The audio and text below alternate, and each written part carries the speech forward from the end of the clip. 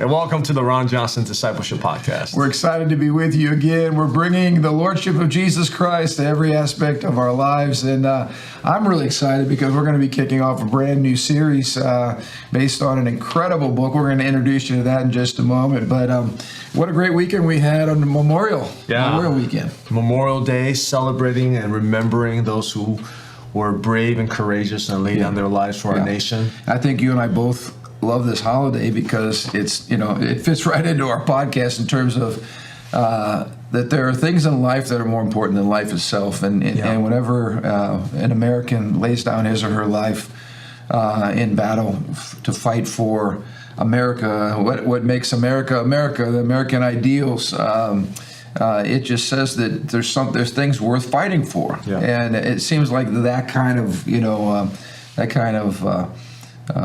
perspective is rare today. Yeah, something worth more than your life, more than yourself, more than your happiness, more than your pleasure. I follow a bunch of patriots on Telegram, and just of course on Memorial Day, people post these stuff just makes me want to cry. Just about these stories of these courageous soldiers and patriots who laid their life down for their countrymen and for each other, and just the culture that they lived in, that they grew up in, to just boldly face danger for the sake of your fellow mankind, for your fellow nation, and for freedom. And one person posted this crazy quote. I can't remember the quote right in front of me because I don't have it in front of me. But basically, I wish I had more lives to give for my nation, something like that. Yeah. And I wish I had more than one life to give to my nations. And the question he poses is, what kind of culture? And this is a long time ago. That might even be the Revolutionary War. But the question he poses is, what type of culture do you grow up in to have that kind of mindset instilled in these young men? Right. I think the soldier was like 21 years old. Right. So it's a profound question because what it assumes is that this doesn't happen. This is not by nature. In other words, there's an environment. There's beliefs, traditions, values that are taught. And so these kind of people are created. So we ask the question again: what type of men and women is our culture creating? Right. And when you see different acts of valor, acts of sacrifice in the past, and then you look at kind of the poison and the toxicity in our culture today, it makes you wonder, how do we get here? I brought out the point in Sunday's message that when you reject absolute truth points us to values that are true and timeless and transcendent. Yeah. And people go to war fighting for causes that matter. They're fighting for liberty. They're fighting for their children, for their wives. They're fighting to preserve a way of life that they believe is valuable and that is true and that is good. And when you lose God, you lose good, you lose truth, you lose transcendence, you lose all those things that really are the ingredients. I'm looking at some of these military superpowers, like even now the war with Russia and Ukraine. A lot of these soldiers, they're out driving tanks and fighting a battle that they don't believe in, they don't know anything about, there's no greater purpose. And so morale's low, and if morale's low, you're not going to have a powerful fighting unit, right? And so I think one of the secrets to American success has been the fact that we actually believe in this concept of America, God and faith and family and freedom. It's deeply, embedded in the American people. And therefore, we're willing to go out and like the story that you gave, I wish I had more lives to give for my country. We have this kind of people that are fighting our battles, at least historically. And to ask the question, how was that shaped? And then what has changed since then, I think is an important question to ask. Because I wonder today, honestly, how many people have you said, what would you be willing to give your life for? Yeah. I mean, what would they say? What answers will we get? It goes back to the question we've been asking is, what are the transcendent value? And I had a friend ask me, what do you mean by transcendence? Well, transcendence means it's beyond utilitarian. You're not doing it because it's a job. You're not doing it because you're getting paid a certain amount of money. You're doing it because there's a transcendent, overarching value, importance that's beyond yourself, beyond your comfort, beyond even your pleasure. So, for instance, we use words like freedom. Well, what is freedom? Well, it's a transcendent value. It's an ideal. Or we use justice, or we use truth. These are all things that are beyond us. They're ideals that we aspire to. They're things that we believe are valuable. But of course, what is truth when you don't believe in God? Truth doesn't exist. What is freedom? It becomes merely private, personal, selfish in nature. And so we lose our sense of the common good. Well, even Christ himself came to present the transcendent. His message is the transcendent. His message is everything transcends what you see in the world today. This is all going to pass away. This is all going to pass away. The money, the wealth, the kingdom of God is transcendent. Your life. My God's glory is transcendent. Those are the transcendent things that allows people to go become martyrs for their faith, because this stuff doesn't even matter. I'm trading in fleshly things for the transcendent things of God. So Christ itself is transcendent to everything that we are. Yeah. So when you take that out of the equation, you have nothing transcendent. Everything's material, and now it just might means right. It's just whoever got the biggest club. I think David was so right on when he made the comment, Lord, my love for you is greater than life itself, better than life itself. Yeah. That's transcendence. It means that there are things that drive us that are bigger than us.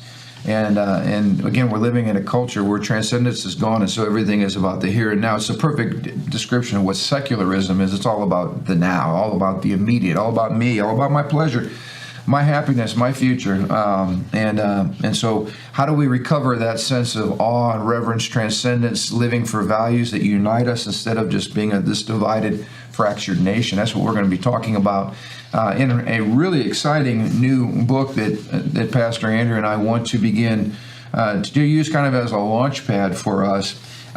Some of you may or may not have read it, but it's a book by a man by the name of Carl Trueman. It's called The Rise and Triumph of the Modern Self. Subtitle, Cultural Amnesia, Expressive Individualism, and the Road to Sexual Revolution. A lot of you want to know, what's that book again? What's the name? Well, here's the cover so you can see it and maybe zoom on in. But the author is Carl Trueman, Trueman. This book here is very academic in nature. If you want a deep dive into the subject, read this one. Ryan Anderson recommended that Carl come out with a shorter, more readable version for the general public that's not as academic and not as heady and maybe philosophical. And so he did that. He came out with a book based on this book called Strange New World. This is a paperback. It's a good read. I encourage you, if you want to kind of follow along with us, we're going to probably be going chapter by chapter and then using it as a launch pad. Of course, he's dealing more with the ideological, philosophical track of thought throughout human history to kind of lead us to where we got today. Pastor Andrew and I will mix in there a lot of good theology to help understand things from a Christian worldview perspective. But a tremendous book. I loved reading this book. In fact, I was telling Pastor Andrew I'd love to see a sermon series maybe emerge out of this when we talk about modern self and how we got to be where we got to be. But anyway, he begins posing a question that I think all of our listeners can relate to. He says that back in the day, if he would have gone to his father, say 30 or 40 years ago, and made this statement, I am a woman trapped in a man's body, that statement would have been received by everyone in the culture, basically everyone, as a ludicrous, laughable, incoherent gibberish is the phrase he used. And nowadays we've seen a complete shift to where just the opposite is true. Yeah. Nowadays, if I laugh at that statement, or if I mock that statement, or if I try to even just to simply refute that statement that is irrational, that is unscientific, whatever terms we want to use, we are now viewed as if we are communicating incoherent gibberish. You are you're a bigot. You're some type of Yeah, we get hater. names thrown You're at. a hater. Yes. We're mean. We're immoral. Yeah. We're stupid. We're guilty of some type of irrational phobia. In fact, how about this? We've gone from where that statement 30 years ago is laughable to where our own president today, Joe Biden, makes this statement: transgender equality is the civil rights issue of our time. So, wow. To where this is inconceivable, incoherent silliness, to where the president of the most powerful nation on planet Earth now says this is the civil rights movement issue of our time.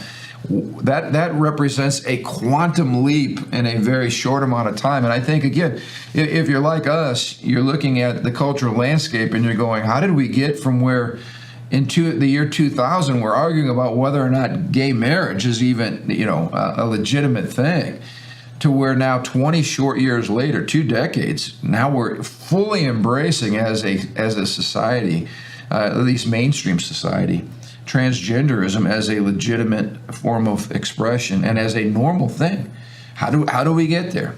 And I think that's a good question. We're all scratching our heads because we're shell shocked with what's happened, the rapid transition of our cultural landscape. But interesting left. So we go back to the gay marriage debate in the 2000s, early 2000s. You brought out a good point. The argument was based on you could see the handwriting on the wall, basically, as it relates to where we're getting today, based on the argument for why marriage did not demand a biological male with a biological female.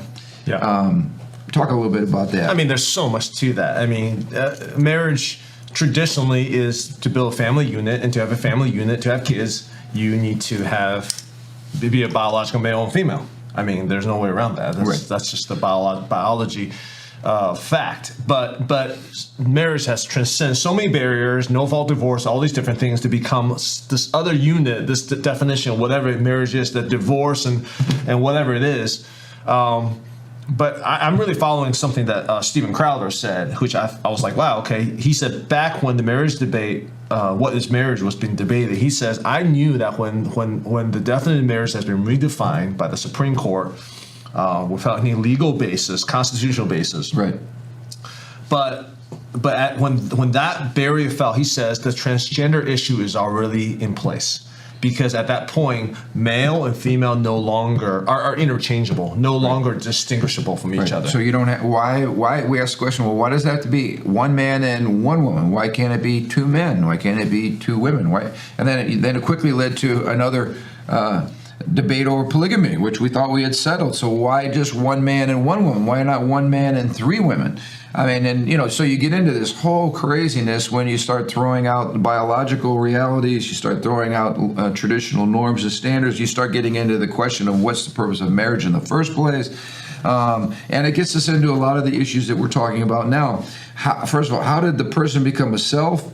How did the self become so sexualized? Because everything now is about sex. And then how did sex become so politicized? Mm-hmm. Because all the major issues we're dealing with in America today somehow go back and find their source in our understanding of sex and government's job to basically normalize every kind of sexual expression imaginable. Well, I don't know about you. Is anybody else just sick and tired of government mentioning sex? Yeah. This used to be the liberal argument, by the way, when we were talking about abortion. The liberals used to say, keep the government out of my sex life.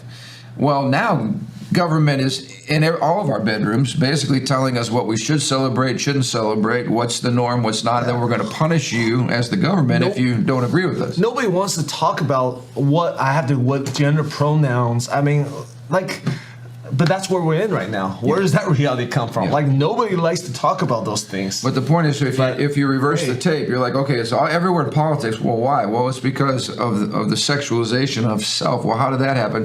And then we get right back again to understanding what is the self, and how do we traditionally define ourselves, and how do we contemporarily define ourselves, and what has led ideologically to the building blocks of this radical transformation and how we view who we are. Yeah. And that's really what this book is about, and I think you're going to really enjoy it.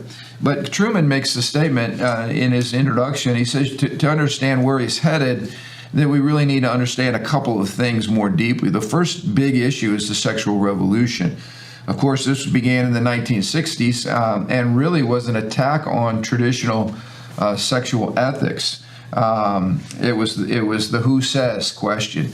Where does the ultimate authority lie in terms of how we express ourselves sexually? And of course, traditionally in a Judeo-Christian America, the Bible was the source for defining those sexual mores and boundaries.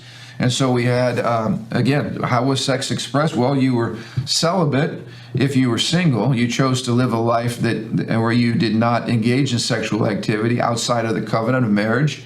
And then inside the covenant of marriage, that's where sexuality, that was the guidelines, the guardrails for sexual expression. Of course, it was protected because it was in a covenant relationship. It was protected because it was between a man and a woman. So, of course, homosexuality or lesbianism or other forms of premarital sex, adultery, bestiality, incest, I mean, the list goes on and on. All those types of sexual expression were forbidden. Of course, just us stating this right now would be received by mainstream media and our institutions of higher learning as it would be ridiculed, it would be mocked as old school, as oppressive, all kinds of terminology placed on it, because the sexual revolution opened the gateway to a lot of these behaviors and basically attacked the whole issue of institutional authority. In other words, part of the mantra back in the 60s was don't believe anybody over 30, don't trust anybody over 30, and basically that every institution should be questioned, including the church and including Scripture. Now, what was interesting is not that sexual sin was new, because sexual sin has been going on since biblical days. But what was interesting is the way in which sexual perversion, as we would call it, has been normalized. Think about when I ask you the question today, what sexual behavior is off limits? In other words, what would our modern society say is wrong as it relates to sexual expression? I mean, we're down to some pretty narrow. The only thing that's wrong is not lack of consent. That's where we are right now. I would add one more. Okay. Incest. Okay. Okay. We still pretty much agree that barrier is still. Yeah. We still pretty much agree that a father should not have sex with his own children. Sure. Or a family member. In general. In general. But you're right. So now the issue is not what form of sexual expression. The issue is just whether it's okay with you. Right, but even that line is careful, because pedophilia. Okay, is probably another one thing that's right. But even that wall, because what is consent? Because normally I think the age, I don't know the laws, but I think 18 years old, you can't give consent until you're over 18 because you're an adult. I think that's the law right now. But even that's being attacked right now to say, well, why 18? Why not 16? Why not 15? Right. So the issue is we're living in a day and age when every single code, everything's has been danger, has been attacked and blown up, basically. Right. And now this is the crazy part is, if I don't celebrate who you say you are, right, your identity, your sexual identity, if I don't celebrate it, then the government, this is how politicized it's become, then the government will punish me. Or we have other institutions, like I was reading where a conservative professor, one of only a few at Princeton, is now being tried to be driven out of Princeton University. Well, what's his sin? His sin is simply he doesn't agree with the rest of the liberal progressives on all the things that they're pushing, So his sin is simple disagreement. But he's punished now. He's canceled. We live in a cancel culture. And if you speak out about these issues, you can be sued, you can be brought to court, whether it's the baker who doesn't want to celebrate the person's gay wedding, or the teacher that just want to use preferred pronoun, whatever it is. It's all across. So here's the issue again. How do we go from where, a short time ago, we all agreed that this behavior was wrong, to where now that's all been turned upside down. All the sexual mores have been turned on their head, and where now you're punished for simply believing in biblical truth or biblical sexual ethics. And it's interesting, the use of language. You alluded to it earlier. Language is a powerful tool. And so when we say, we believe homosexuality is wrong, it's sinful. Well, why do you believe that? Because God has spoken, and because God's clear that this behavior is sinful and wrong, and that it leads to human pain and suffering. All right, we can talk about sickness and disease, and we can talk about perversion of our sexuality and people made in the image and likeness of God. I mean, the list goes on and on. There's all kinds of social arguments which nobody wants to listen to any longer. Yeah. But the point was, we could simply say that we believe homosexuality is a sin, and we could quote scripture verse. Now we're labeled, the word phobia is used for anybody who disagrees with the sexual revolution. So if I disagree with homosexuality, now I'm a homophobe. If you disagree with transgenderism, you now have transphobia. And so the whole idea is, if you disagree, now you're irrational, you're full of fear, and you're a bigot, because the only reason that you don't accept these people is because you're full of hate. In fact, that showed up in one of the arguments, right, for the majority argument for the same-sex marriage, was that somehow if we believe that it's wrong for two men to be, quote, married, then our animus is driven by bigotry and irrationality, and that's wrong in and of itself. We can't live in America where people are not allowed to love each other the whatever way that they feel so. So any of you watching this program, if you share biblical values and you stand for biblical truth, you're going to receive one of these labels from the mainstream media or mainstream culture, because you're completely out of stride with the sexual revolution as it's embraced today.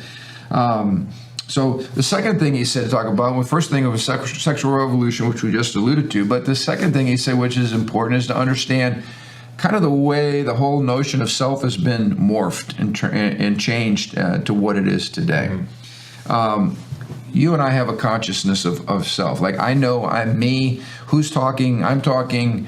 I know I'm not you. You know you're not me. And that's kind of the basic idea of self. I have my own unique consciousness. I understand that there's the spirit inside of me that's talking right now, right? And all of these went into our modern day makeup of the fact that self speaks of individualism, it speaks of self-consciousness, and biblically it just reminds us that we're made in the image and likeness of God. We're made to communicate with God. The fact that we're aware of ourselves separates us from matter alone. It speaks of the Spirit of God within us, life, what it means to be a human. So this is all good. These types of self are good. It reminds us that, again, of who we are. But what's happened is there's been a radical shift away from understanding myself in terms of the larger community to this radical progressive individualism that we have, or expressive individualism that we have today, where your definition of yourself comes from within. And talk a little bit about that, because this is really popular among the transgender community today. We talk about coming out. We talk about authenticity. We talk about not living a lie, right? Where do all these ideas come from? Well, they came from various different philosophers, but I think the process of this idea a little bit is the idea of your true self. Now, again, you got to define what that true self is. I think they define it, true self, as in what you feel. That is the ultimate glory, the ultimate self-actualization is when you identify, you express your true self, and everyone needs to bow down to your expression of your true self. And that's a philosophical standpoint, which my opinion is there's an ounce of truth to that. There's an ounce of truth to say, hey, you know what? You're really called to be a doctor, but you are an attorney, and you need to really find your true calling. We use those kind of verbiage in the church sometimes, what right. God's made you to be. There's a degree of authenticity to that. And Trueman makes the point, to be honest, because we live in America today, you and I and the church and everybody has been impacted by this expressive individualism. America is on the conformity versus individualist spectrum. We are like way off, extremely radically individualistic. They take this ounce of truth and they just swing it all the way to the very extreme, to the point that, my true self is I'm a dog. Okay, well then everyone needs to bow down to your self-identity as a dog. So by you defining yourself primarily by inward feelings, psychology, intuition, what you're ignoring is historically you have found yourself in a planet that you didn't create, with laws that you didn't create, with other people that you didn't create, and all of this was played a part in defining who I am. In other words, we used to approach life with a sense of humility and say, okay, how do I ever understand who I am and what I was created to be? I use the word created because we realized we didn't get here on our own. How did we get here? And so The world not too long ago understood that we lived in a God-created world, that to understand who we were, we needed to understand who God is. We never understand ourselves outside of who God is because he's our creator. We didn't just live based on what my feelings were, because in the past we were very, suspect of feeling, right? One minute you feel happy. Yeah. Next minute you're sad. One minute you're confident. Next minute you're very fearful. In other words, feelings come and go. They're erratic. They're irrational many times. Sometimes we don't even know why we feel the way that we feel.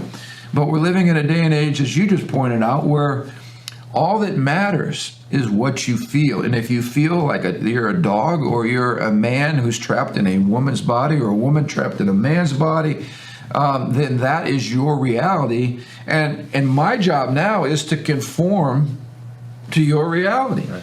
And whereas before we'd say, wait a minute, God defines what proper sexual expression is. God defines what a human being is. God defines what's right and wrong.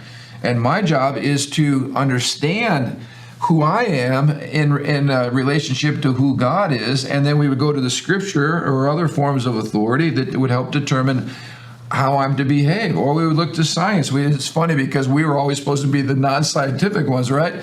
Well, this whole transgender thing is the most non-scientific craziness you could ever imagine. I think this is what happens when things are just painted with a broad brush, right? Your feelings are what's most important. Everything is nuanced. We're not saying feelings are not important. We went through a whole series on shame that talks about the importance of examining our feelings.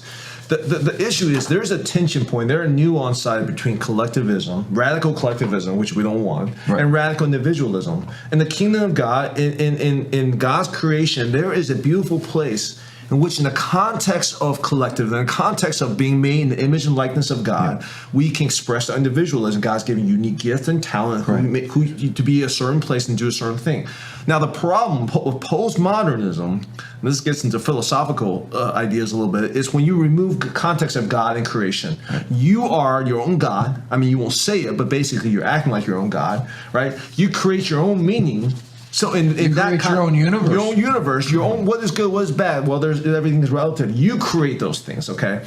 So in that context, without the context of God, without the context of we are just creatures, we were made in image and likeness, we ourselves not God, individualism goes crazy and creates all these crazy issues and problems that's unsustainable and contradicts itself. Because let me just say, if deep in your heart, you feel like you're a woman, even though you're a biological man. So everyone needs to bow down to you. But what happens if in my deep own heart, feels like your biology determines who you are? That's my true self. So you got all these true selves contradicting each other. It's unsustainable, right? Which takes us back to transcendence again and truth, because truth provides the parameters in which we all live and we all work together. Radical individualism is unsustainable at any level, because whatever entity, organization, whether it's a nation, whether it's a church, whether it is a state, whether it's a corporation, there needs to be some unifying factor. There needs to be unity and diversity. Okay, diversity in the peripheral things, but at the center, there needs to be at least some unifying factors, right? When we talk about what makes Americans Americans, what are those common ideals again that cause us to be willing to go out and die for our country, and nowadays realizing we don't know what those things are because we're so splintered. And that's what it does. It isolates us. It splinters us. And I want to highlight this because this is what we do on this podcast. We talk about a Christian worldview. The beauty of the Christian worldview is number one, God loves the creature. He sent his son to die for us. He created us in his image. We're one of a kind. We're unique. We're gifted uniquely. There's only one Andrew Ming. There will only be one Andrew Ming in the entire history of humanity, as there will be only one of me and only one of you. We're absolutely unique. And so it's true when we say that you are God's favorite, because you're the only you that he created. And you're his favorite you, all right? That highlights the unique individuality and the value of the creature. But Christianity also highlights the value of the community. It's not just about the creature, it's about the creature in context. And so God cares about unity, peace, justice, loving your neighbor, living together with shalom, that biblical sense of peace that happens when things are rightly ordered under God. And so it's the beautiful balance. So we're not off into communism where you lose your identity and you just become a creature of the state. But we're not American radical individualism where it's all about me and whatever I feel is true, and forget about what you feel. It's my identity, it's my intuition, it's my being authentically me that matters. That's the beauty of the Christian worldview, is it strikes the balance between the two. So we're going to be charting this ideological journey as to how we got here today. And I love what Trueman says. He gives a great example of two errors that we have to avoid, and we hope to avoid in this context. If we said, well, how do we get to where we're accepting transgenderism as the norm? Christians might simplistically say, well, it's because of sin. And of course that would be true. And he gives the example. He asked his class, what was responsible for the 9/11 towers collapsing, the Twin Towers collapsing? The answer at one level is gravity, because gravity is the answer for why objects fall to the ground. But we would all recognize that is a very simplistic overgeneralization. It doesn't deal with the issue of context. It doesn't deal with radical Islam. It doesn't deal with terrorism. It doesn't deal with global relationships between nations. It doesn't deal with a whole lot of things which are essential to understanding why those Twin Towers came crashing to the ground. I think it's the same thing when we talk about the moral problems in our culture today. Of course, sin is the problem. It's our transgression against God. But what he wants to do is diagnose the problem so that we can come up with a solution. And this requires understanding the ideological and the philosophical ideas that lead to building this lie. And if you don't understand the component building blocks, you cannot disassemble this Tower of Babel that has been constructed as it relates to sexual perversion in our culture today. So the first thing that he said that we need to watch is overgeneralized explanatory schemes, which is just a fancy way of saying simplistic, Bible verses or answers without taking into context really centuries of erosion of biblical truth that's happened to get us to where we are today. And the other one you and I just kind of talked about is treating symptoms in isolation. So we bring up the issue, the example of gay marriage in the year 2000, and 20 years later, transgenderism being fully embraced. You can't blame transgenderism in other words, transgenderism is not the cause of transgenderism. There's ideas that led, first of all, to the acceptance of gay marriage, which is radical. Well, what led us to accept gay marriage? Well, you have to go back centuries, or actually decades at least, to understand how we got to the place where we could actually believe that marriage would be anything besides a man or woman, which has been the standard for 2 millennia.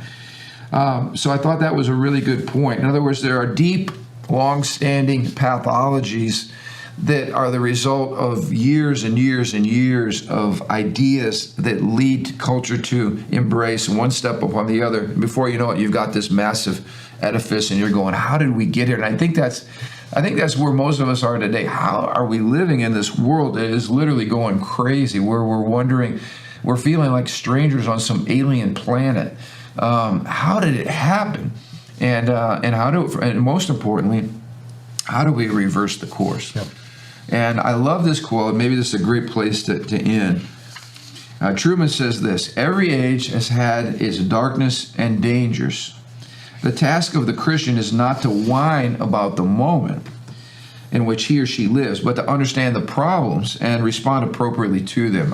First of all, I love this because it's easy to sit back and curse the darkness, and this program in our church has never been about cursing darkness. We don't go, oh, well, look how bad the world is.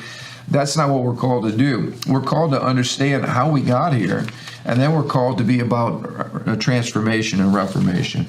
He goes on to say, understanding the times is a precondition of responding appropriately to the times.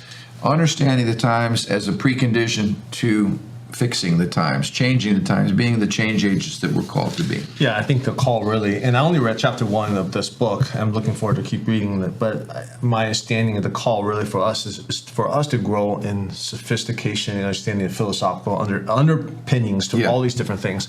We can't be insulated in our, just like, well, just quote the Bible, and just like, it's just saying we need to understand what the times. We need to understand what is truly going on. Because what happens is when we don't truly understand the context, we partake in these false worldviews in ways that we don't even know. Yeah. TV shows we watch, movies we watch, policy, procedures, work things. We don't have the eyes to see how we go along the flow in ways, and our heart is not intending to. We're not trying to, but we are unknowingly participating in this movement towards, the edge of the cliff. And what we need to do is, when we are aware of the times, we have the eyes and the discernment to say, no, in whatever leadership realm I have, this is not going to happen. Because even though it seems innocuous on this level, right, it leads to this philosophical idea that it's going to be bad. Right. And we need our eyes to see. So we need to be a little more sophisticated in understanding some of these things. Well, there's a famous verse you're probably familiar with. It comes from 1 Chronicles 12:32. It says that the unique characteristic of the sons of Issachar. So the tribe of Issachar, they possessed an understanding of the times, and they knew what Israel ought to do. I love that. We want to be moving in that spirit of the sons of Issachar, to be able to look at the cultural context in which we find ourselves today and get it, understand why people are sexually confused. Understand why sex has become so politicized. Understand why there's this push towards expressive individualism, and be able to highlight the errors of it, be able to point out the weaknesses and the dangers of it, and then be able to actually rewind the tape and say, well, this idea led to this idea, which led to this idea, which led us to where we are today. And so if we don't attack the lie with truth, then we'll just keep living in this cultural confusion and darkness that's so much a part of our American culture today. But the one thing we will not do, cannot do, is just wring our hands and start looking for the Antichrist to show up and keep having conversations about how we're living in the last days just because darkness is abounding. There's been darkness all throughout human history. Our job is not to somehow attach it to Christ's second coming and then give up and just hold the fort and wait till Jesus comes. Right. Our job is to transform society. Our job is to transform individuals, and our churches should be places where the gospel is modeled, where we love the individual, we care for people well, but we also model community. Healthy communities where people find identity, where they find meaning, and where they become the healthy selves that God created them to be, and where they discover their purpose and their identity. And so I'm really, really excited about this next series. I think we're going to have a lot of stuff to talk about, and I think it'll be incredibly relevant to the current context in which we find ourselves. Amen. So anyway, I hope you've enjoyed this today. We're whetting your appetite. Once again, these are 2 books by Carl Trueman, The Rise and Triumph of Modern Self, and a shorter Cliff Notes, I call it Cliff Notes version, more readable version called Strange New World. I encourage our listeners to take a look at those books and maybe follow along with us. I think it'll help you understand some of the dialogue and some of the points that we're trying to make. But anyway, we love you all. Thanks for tuning in today. It's always a treat, an honor, and a privilege for us to share this time with you. We love your feedback, so please give us some comments, what you enjoy, what you've appreciated, and as always, like this and share this with as many people as you think it would be helpful, especially as we're coming into this new series. I think you're going to find it incredibly practical and helpful, just from your water cooler conversations to people that you're talking with at work, people that you're, summer sports, whatever the families, the issues, the headlines, the news is going to be incredibly helpful and relevant to you. So we'll look forward to being with you next Thursday. Have a great day.